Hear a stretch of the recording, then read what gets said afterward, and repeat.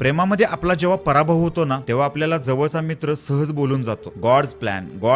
हे God's plan म्हणजे नक्की काय असतं आज तुम्हाला मी समजून सांगतो. माणसाच्या आयुष्यामध्ये साधारणतः प्रेम हे 3 वेळा होतं. पहिलं प्रेम होतं ते वयाच्या 17व्या-18व्या वर्षी. तेव्हा चांगलं काय वाईट काय यातील फरक कळत नसतो. त्या वयामध्ये जे प्रेम होतं ना, खरं तर आपण त्याला प्रेम म्हणतो, पण ते प्रेम नसून ते अट्रॅक्शन असतं. त्यावेळी आपल्याला ना फ्युचरचं टेन्शन असतं, ना आपल्यावरती कुटुंबाची जबाबदारी असते, ना आपल्याला आपल्या कर्तव्याची जाणीव असते. त्या वयामध्ये ज्यांची लग्न होतात ना, ते पुढे जाऊन फार काळ टिकत नाही. त्याचं कारण एकच असतं, संसार करण्यासाठी काय करावं लागतं, किती आनाभाका घ्याव्या लागतात, किती लाईफमध्ये ऍडजस्टमेंट करावी लागते, किती अपडाऊन्स बघावे लागतात, या सगळ्यांची जाणीव किंवा तेवढी मॅच्युरिटी त्या वयामध्ये नसते. त्याच्यामुळे पहिलं प्रेम फार कमी लोकांचं सक्सेस होतं आणि ते शेवटपर्यंत टिकतं. पण चांगली गोष्ट काय माहितीये, या वयामध्ये आपण जेव्हा प्रेमात पडतो ना, तेव्हा आपण जोडीदाराची जात बघितलेली नसते, जोडीदार किती देखणा असतो हे सुद्धा बघितलेलं नसतं. दुसरं प्रेम होतं ते वयाच्या 24-25व्या वर्षी. त्याला आपण प्रॅक्टिकल लव्ह म्हणतो. त्याचं कारण काय माहितीये, कारण जेव्हा आपण पहिल्यांदा प्रेमात पडतो ना 17-18 वर्षी, तेव्हा आपण गर्लफ्रेंड बॉयफ्रेंड शोधत असतो. या वयात मात्र आपण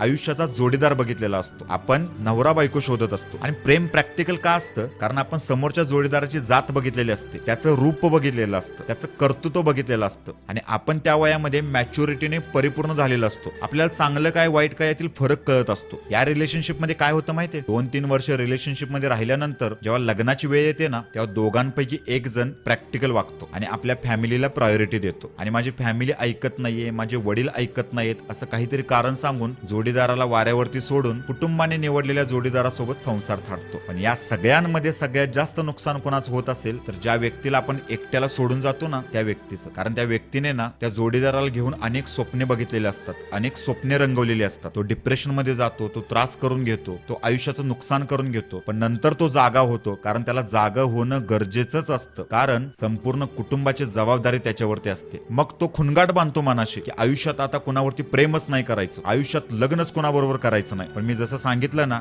time is the best solution. जसा वेळ निघून जाईल तशी त्रासाची तीव्रता कमी होत असते आणि मग त्याचं वय 30-31 होतं. आणि आता मात्र तो अरेंज मॅरेज कडे वळतो. कारण लव्ह मॅरेज नाव जरी ऐकलं तर त्याच्या अंगावरती काटा मारतो, कारण त्याचे हात पोळलेले असतात. मग पुढे जाऊन वयाच्या 30मध्ये त्याचं लग्न ठरतं, त्याला आपण अरेंज मॅरेज म्हणतो. आणि त्याला जो जोडीदार मिळतो ना, तो पाठीमागल्या जोडीदारापेक्षा कितीतरी पटीने सुंदर, सोज्वळ, संस्कारी आणि कर्तृत्वान असतो. कारण अनपेक्षितपणे देवाने केलेला तो प्लॅन असतो आणि त्यालाच आपण म्हणतो गॉड्स प्लॅन. कारण शेवटी एकच गोष्ट सांगतो, आपल्या आयुष्यातून निघून गेलं म्हणून कुणाचं काही राहत नाही, कारण शेवटी आपली काळजी त्याला असते.